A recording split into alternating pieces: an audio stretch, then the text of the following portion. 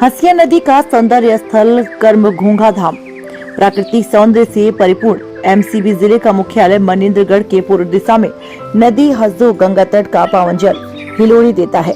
वहीं पश्चिम दिशा में कैमूर पहाड़ियों की टूटी हुई सुनहली पहाड़ी की टूटी लंबी श्रृंखला फैली हुई है, जो बिहारपुर से आगे सुनहली गांव से शुरू होकर आगे दूर तक अलग अलग नाम से विभक्त होकर चिरमिरी की कोयला खदानों और आगे अंबिकापुर तक निकल जाती है। कहीं कहीं पर यह सतपुड़ा की पहाड़ियों से भी मिलता है। वहीं उत्तर दिशा में राष्ट्रीय राजमार्ग 43 कटनी गुमला मार्ग के सर्पिल आकार की सड़कों के किनारे श्वेत हिमाचली चंदन का वन समूह है। इस नगर के दक्षिण दिशा में स्थित सिद्ध बाबा पहाड़ पर भोले बाबा का केदारनाथ स्वरूप में निर्मित उन्नत ललाट का तेजस्वी विराजमान है। यही मंदिर मनिंद्रगढ़ की रक्षा एवं विकास के लिए हमेशा आशीर्वाद की मुद्रा में अपना संरक्षण एवं आशीर्वाद प्रदान कर रहा है, जो यहाँ के नागरिकों की आस्था का पवित्र केंद्र है।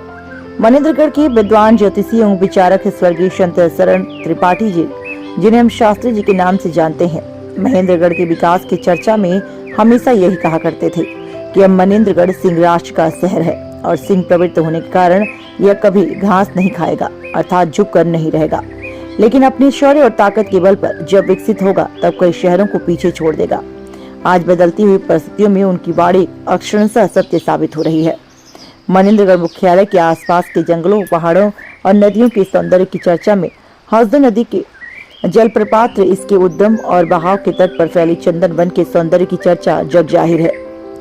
इसके साथ साथ इसकी सहायक नदियों में हसिया नदी का भी अपना अहम योगदान है। यही हसिया नदी अपने सहायक छोटे छोटे नदी नालों से जुड़कर उन्हें गलबहिया डालकर आगे बढ़ती हैं और महेंद्रगढ़ में बस स्टैंड के नीचे काली मंदिर के पास विशाल बोरा का जल लेकर आगे बढ़ते हुए हसदो नदी में समा जाती हैं।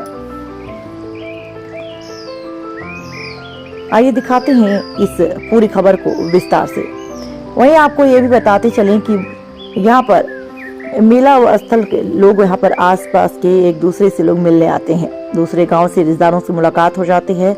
इस मेले में बच्चों के लिए खिलौने लगते हैं, जहाँ पर बच्चे खिलौने देख के और खिलौने लेकर बहुत ही खुश नजर आते हैं। साथ ही साथ इस मेले में अपने ग्रामीण व्यंजन गुलगुला, मुर्रा के लड्डू और बेसन के शक्कर पाक के साथ बनी लट्ठू जैसी चीजें भी मिलती हैं।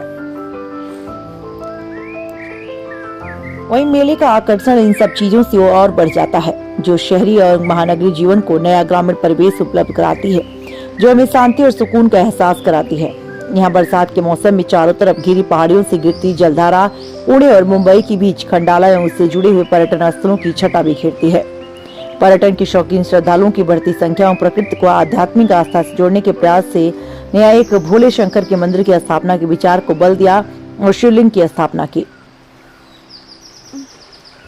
शिवलिंग की स्थापना के साथ ही कटनी निवासी स्वर्गीय कैलाश नारायण श्रीवास्तव की आस्था ने 8 मार्च 1986 में कठिन परिश्रम एवं जन सहयोग से लगभग 10 वर्षों में एक भव्य मंदिर का निर्माण करने में सफलता पाई।